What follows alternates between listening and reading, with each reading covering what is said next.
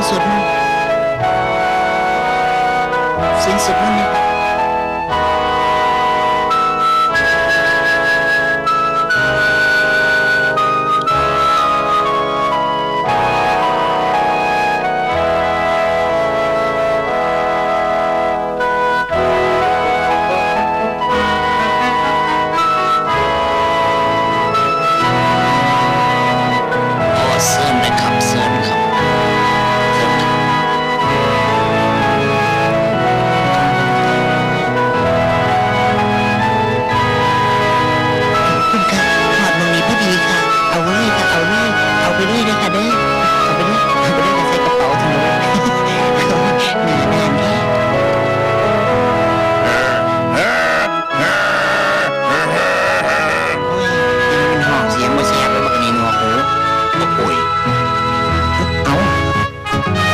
ทุกคนที่มารวมกันอยู่นี่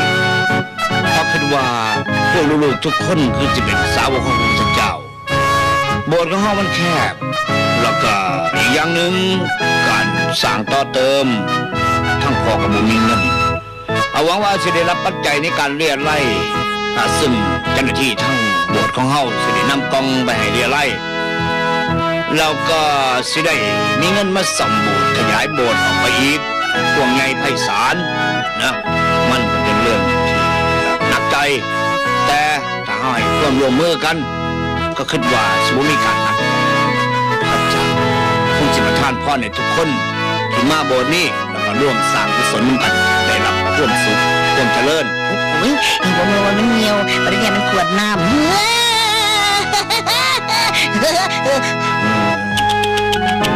อย่าเสียงดังเอาละต่อไปนี่ให้เอากองบริจาคออกเรียไล่รับเรียไล่ได้กองบริจาคจากไปโน่นจากไปโน่นบ่มีน้ำนะกองจากเอาละตอนนี้ก็ขอให้ทุกคนห้องเพลงสรรเสริญ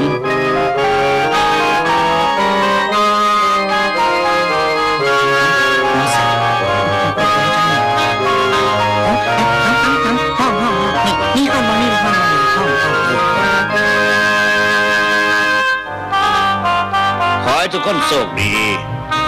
วันอาทิตย์หน้าพ่อกันใหม่เนาะลูกของพระเจ้าซอยกันบ่มีไอ้มาซอยอีหยังเดี๋ยวนี้โอ้ยหัวสักกินเลยกูโอ้ยสวัสดีค่ะสวัสดีครับจะมาที่แรกบ่คะโอ้ครับนั่งคุยกันก่อนค่ะเสื้อนังซอยสร้างโบสถ์นะดีกว่าการกินเหล้ามันบ่ดีครับผมว่ากินเหล้าบ่ดีแม่นล่ะกินเหล้าบ่ดีลักเล็กขโมยน้อยก็บ่ดีฉันก็คิดว่าสั้นๆเลยครับกินเหล้าบ่ดีลักเล็กขโมยน้อยบ่ดีลักไงก็บ่ดีคือกันล่ะครับผมขึ้นนี่ลักไงครับลักถึงกองนะครับห่วยไม่เนี่ยว่ะโอ้ใครเนี่ยเดี๋ยวนี้ต้องเตือนสติไปสร้างกุศลขึ้นกองปัจจัยบ่ได้ลอยมาเฮ้ยภูมิใจ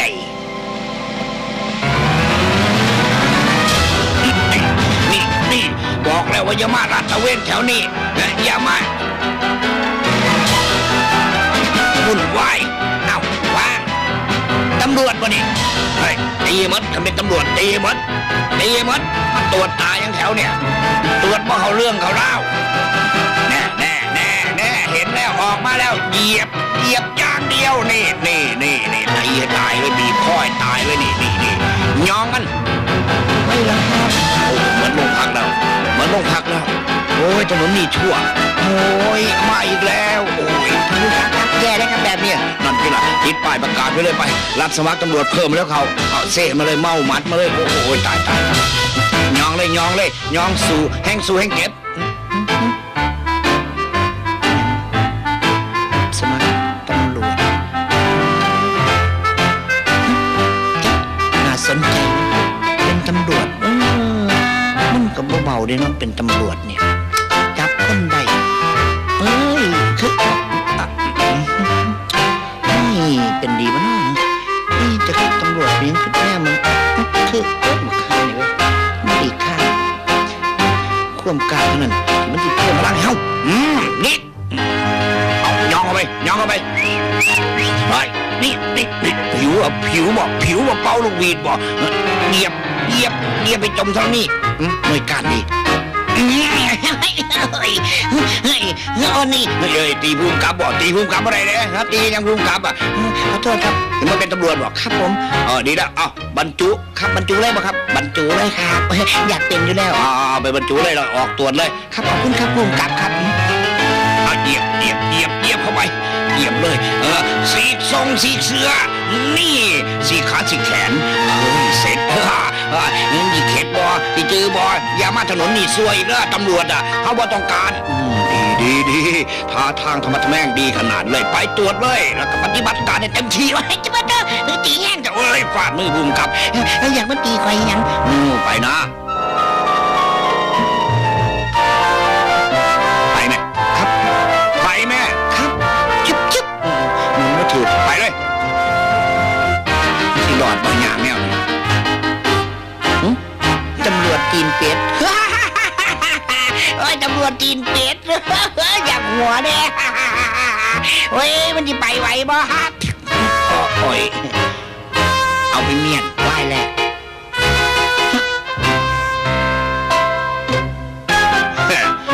เฮ้ยยุงนะส่งเสือตำรวจต้องสีกทิมหมดจังบ่เฮ้ยเงิ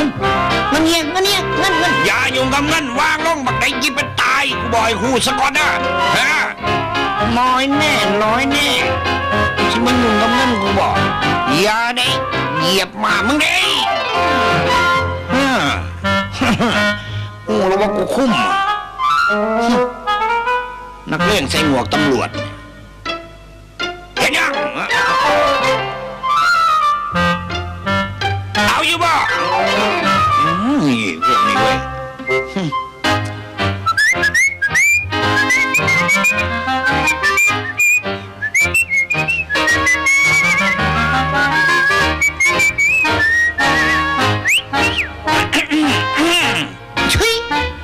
เนี่ยตำรวจยังกล้าไม่ยางนี่บ่ฮะนักหัวมึงบ่แน่นักเลงเว้ยตัวน้อยๆนักเลงเว้ยน้อยๆก็เจ๊ปากก็ได้แน่มันแน่จากไล่แต่นะหมอยางทากวนตีนดีแต่แท้หูจักบอตำรวจมานี่ละมุนอุ้ยปุ้ยฮะมุนอุ้ยปุ้ยมุนแบบไหนโอ้มุนแบบนี้บ่เละตุ๊เป๊ะนั่นมันเขาบนมันกูแน่ไล่จัดหมวกมุนแบบไหนวะว่าเข้าใจคำว่ามุนเฮ้ยอยากคู่บ่คำว่ามุนเห็นยังก็ได้ไงแล้ว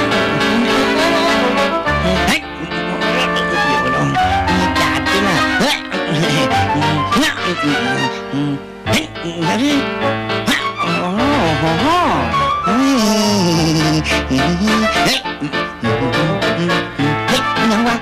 ฮัลโหลอยู่ดูนี่นี่แม่มาเนี่ยโอ้ยดาวเห็นดาวยังวะใส่ดาวนี่เด้ดาวยังวะบินตำหัวแมงวันเอาว่าแมงวันบินตำหัวบัดได้แค่แมงคอนโอ้ตีเนี่ยนวดเนี่ยโอ้ยที่ใบใสเรื่องตีหัวนั่นตีบ่ลงดอกใจบ่สิหักจำแจวนี่ล่ะบักน้อยแน่ลอยอยู่เรื่อยเนาะมึงเบิ่งนี่กำลังพละกำลังมึงเบิ่งนี่ต้องหอมได้มึงบ่ต้องมาใส่ยาหอมกับกูยิ่งดีคอมึงตายมึงยังทะบึงร่วมสามารถในการออกกำลังกายนี่แม่เห็นบ่ทอแก็บกูสามารถหักได้มึงเห็นบ่ทอเล็กแท้ๆเลยหรอกสับประสานกับพ่อมึงเนี่ยนี่แล้วมันจะเดือดทั้งผุนปุ๊บ โอ้โอ้เบื่อเบื่อเบื่อเบื่อ เก่งปันไหนโอ้ยโอ้ยยังมาพ่อดิยังเต้นอยู่ที่ประจรใส่เข้าไปอีกแก๊สอ่ะเล่นสุดเขียด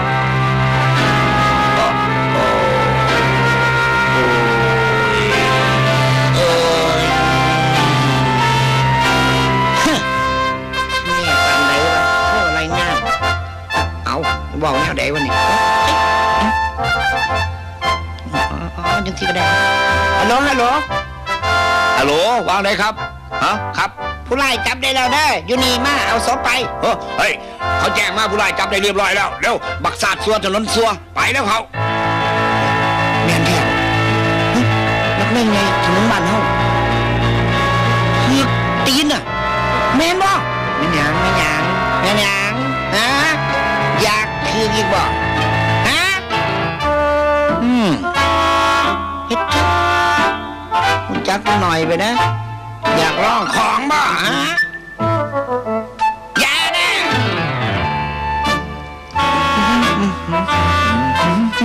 เฮ้ยมันจะ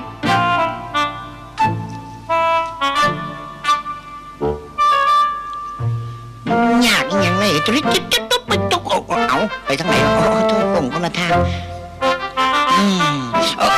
สมปากเลยนั่นขาตำรวจมันมาสาดตายมันแท้อ๋อมาแล้วบ่โอ้มานี่เลยระวังเด้อระวังเด้อแมนแท้บ่ระวังให้ดีเฮ้ยโอ้ยบักฮาเลยตกใจมาเด็กหน่อยโอ้เว้ยฮะโอ้เสร็จดีเฮ้ยเก่งเยี่ยมโอ้รายการไปเอาไปเลยโอ้ยเยี่ยมเดี๋ยวกลับมาต้องพักนะเดี๋ยวมาคุยกันต้องพักนะฮะอย่าลืมนะแชร์เป็นหมวดไล่กาสุดยาบักเล็ดว้ายเห็นยังลูกค่ะลูกจังไหนลูกแบบไหนเสียนุหัวลูกคือแข็งนี่ดากก็แข็งลูกแบบไหนเบิ่งลูกโอ้ลูกแบบท้องแป้งนี่บ่มันมีกับเขากินมา4 มื้อแล้วค่ะผัวก็บ่อยู่ผัวถูกตำรวจจับไปผัวเป็นคนสัวแล้วโอ้ยค่อยได้ยินเสียงไห้บ่ได้นี่หยังคะเอาไปเลยเก็บไว้เดี๋ยวนะเดี๋ยวถาข้าวเดี๋ยวเดี๋ยวของร้านเสือกนอนครับร้อยแมงหมดเลยมันสิได้ตื่นขึ้นมามันจะได้ตกใจเอาไปเลยขอบคุณหลายๆค่ะมันหยังคะเนี่ยอ๋อคุณนี่บ่ไปบวชอีกบ่คะบอกครับนี่ไม่ได้ไปนี่แกเพิ่งเป็นตำรวจนี่เองครับเขาจะเป็นมือแรกนี่แหละครับขึ้นไปที่ละครับเป็นล่มเป็นล่มขึ้นไปเต้นซอยนะคะครับมาเร็วๆเขาหลานโอ้ยหิวหลายจะเป็นล่มมีหลังไตโบดด้วยค่ะเนี่ยโทษมันเหนียวก็สิมันแมวเคียวลงมาโอ้โทษอย่าลืมไปโบสถ์ด้วยค่ะครับผมไม่ลืมแน่นอนแล้วคุณจะไปใส่มาสถานที่เลี้ยงเด็กกำพร้าอันนี้บอกครับแม่นะครับอันนี้แจ็คกับมาดามครับสวัสดีครับไปทั้งนั้นเลยครับสวัสดีครับยังมีตำรวจดีๆมายางแถวนี้อยู่บ่ครับมีอยู่แล้วท่านผมได้เป็นตำรวจที่เป็นจังไดครับแค่เป็นตำรวจบอกไม่ยากเลยนี่เรียกเล็กน้อยไปนั่นเป็นตำรวจไปนั่นก็ได้นี่จะเฮ็ดจังไดล่ะขานุ่มว่างๆเอานี่ไปกัดไปครับเนี่ยแค่นี้ก็เป็นตำรวจแล้วคุณลุงเดี๋ยวครับเดี๋ยวนะครับเดี๋ยวผมไปเอานมมาให้เด้อโอ้ยประตูมันก็เตี้ยใส่เข้าไปใส่ดีๆล็อกเข้าไปเลยให้มันยั่วมันจะเก่งปานใดเรียกหัวตัวแห่งว่าแล้วต้องมีตำรวจเทวดามาปราบมันได้โอ้ยนอนหลับไปแล้วจะใส่วะเนี่ยอ้าวตำรวจตำรวจล้อมไม่เหมือนเลยบ่เนี่ยยังบ่เจออยู่บ่อึ๊บ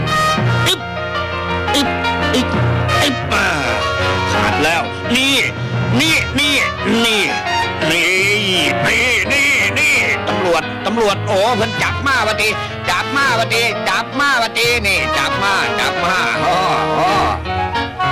เอาเลยครับนี่ครับนี่ครับใส่กรอกหอมๆครับ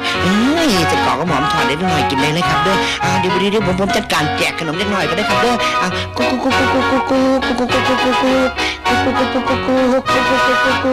เอาเลยกุ๊กทั้งหมดน้ำกุ๊กเฮ้ยเล็กลูกพี่เข้ามาแล้วเฮ้ยกูสั่งมาตำรวจนั่น ไม่หยังอีกล่ะ กูสั่งมาตำรวจนั่นจับกูไปติดคุก ไม่หยังเขาเป็นคนดีเด้ คนดีอีหยังคนดีแบบไหน เขาซอยเคยเอากับเขากับป่ามากินกระโดดตายเพราะเขานี่แหละเจ้าน่ะเป็นคนซัวคนเลวไปกินคุกตลอดชีวิตเลยไป เฮ้ยอีนี่ผมขอยืนเรียนขึ้นออกตรวจงานครับสวัสดีครับคุณลุงครับมือหนาผมมาไหมอีบ้าเอ้ยอ้อยไม่ยังเนี่ยคืออีหยังบ่เข้าใจพี่ตีเมียเราไปเฮ้ยตายโอ้ยเกิดเรื่องแบบเดี๋ยวผมจัดการเองไม่ต้องห่วงสบายดีเลยไปแล้วนะครับเด้อโอ้ยแต่มันสูงไว้ให้มึงตายว่าตำรวจดีนี่นะโอ้ยของแถมว่าตำรวจดีวะตีลูกพี่เฮ้ยตำรวจไม่ยังวะแบบนั้นพ่อกับเฮาทรมานผู้หญิงเหตุแม่นี่เสร็จตำรวจชั้นนำสบายอยู่แล้ว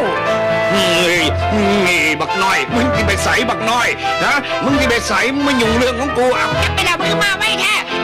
จับกูบ่ได้จับกูบ่อยู่มึงบ่มีทางมึงบอกให้รู้ซะมึงมาสารภาพบาปซะมาแล้วให้พวกเฮาซอยกันตีแล้วเขาซอยกันตีแล้ว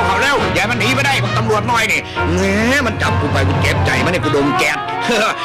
เหยียบมันเลยนำไปเหยียบมันมึงจะหนีไปใส่คนวะจะมาดัดแน่เสื่อมเข้าไปทางไหนเอาไปเตะด่ากูอีกมาฆ่ามึงมาไว้กันเนาะแน่ปาดโถมึงคือไว้แท้มึงยังรู้จักกูหน่อยไปคุณตำรวจเสือกรอขาที่แตกเนี่ยว่าคุณตำรวจนี่มึงเฮ็ดหยังนี่กุญแจในกันกูโมมเข้าไปซะมึงกับบ่มีแนวเปิดบัดนี้มึงตายในเวทีแคบๆแบบนี้มึงรอดยากเก่งจริงมึงก็มาหลอดว่าเร็ว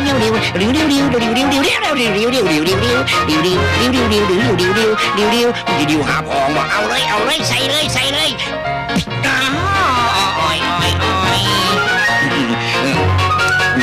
มึงอย่าหนีมันมีทางเปิดได้อยากหัวตัวมึงที่เปิดประตูได้เซ็ตกูเฮ้ยจับมันแน่มีมันนั่นเฮ้ยลงมาแล้วยองมันแทนลูกพี่ยองมาเลยมันไปใส่วะไปเลยจะไม่ได้แต่มึงที่ไปใส่เนี่ยมันไปใส่มันอยู่ใส่วะมึงเห็นมันแลนเขาแลนออกอยู่นี่แหละจังมันดีอยู่ใส่มันอยู่วางไหนจับได้มึงตายทุ่มหัวมันกาเบาๆไม่เป็นท่าต้องเล่นเตานี่เลยเดี๋ยวน็อกเงยเหยียดจืดมันอยู่ใส่ฮะหามันในทัวนี่โอ้ยพี่โดนน็อกอีกแล้วนี่ไปใส่อย่าไปยุ่งเรื่องของเขาดิฉันไปเบิ่งคุณตำรวจอยู่ใส่ด้วยออกไปบอกเขาจะไปเบิ่งบอดเสือบอกว่าเสือไปขังในห้องใต้ดินด้วยมึงจัดการถามมันออกมากระทืบมันเลยมันตำรวจน้อยนะมานี่เอามันลงไปมันจะเปิดมันก็บ่มีพนักหลังก็บ่บอกลงมานี่มาอยู่ห้องใต้ดินมองนี่เลยอยู่นี่ละอย่าออกไปวุ่นวายอย่าเพ่นพ่านอย่าไปสารแน่เห็นเฮาบ่เนี่ยซ่าฉีดเข็มแรกกับพ่อนางฟ้าเลยนางฟ้ามานางฟ้าสิไปใส่จ้านางฟ้าหมักมวนหลายหมักมวนแท้นางฟ้าที่รักมานี่มา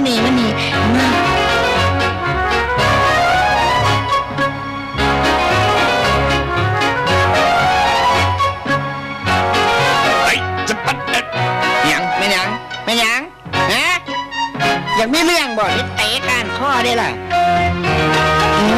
มา มันเป็นเมียสิงที่เฮ้ยหัวแตกใส่กูเองใส่เลย นี่เห็นบ่กูเองมันต้องกูเองนี่ซาปานไหนวะ เสร็จเรียบร้อยแล้วเดี๋ยวตัดเข็มนี่เฮือร้องปืดให้หนีพวกเพิ่นมาเจอ เฮ้ยเปิดท้องทิมมันลงไปเลย เอาไม่ไว้ใต้ดินบุญน่ะให้มันตายอยู่ใต้ดินบุญน่ะ เอามาอย่างตำรวจบ่เกี่ยวแล้วไงนี่มาล่ะมานี่แน่ดีๆบ่มักออกแห้งบ่เอ้ยมันยังแค่ดักเข็ม โอ้ยนี่กูคึกแล้วมันยังมาแทงด่ากูคึกเลยนี่ที่รักจ๋าอยู่ใสว่าอยู่ใสอยู่นี่เด้ละนาวต้องการที่สู้อ่ะ มาเลยเขามาสู้กับตำรวจหน่อยยังกูนี่มึงเข้ามาเอาอีบ้าฮะเฮ้ยมึงเสร็จมึงนั่นละเสร็จนี่เฮ้ยสวัสดีที่รักจ๋าว้ายนี่ที่ว่าเจอเกือบหันแตก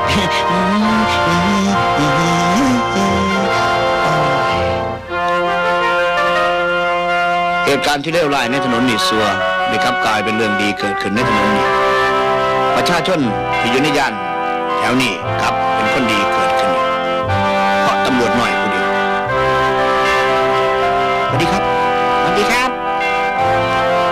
หมวดสวัสดีครับไปโบสถ์นะครับเนาะเดี๋ยวผมนั่งไปครับ สวัสดีครับ สวัสดีครับ สวัสดีครับจากนักเลง อย่าวางสันเถอะกลับเป็นคนดีแล้วก็ดีใจน้ำครับแล้วก็ไม่ไปใส่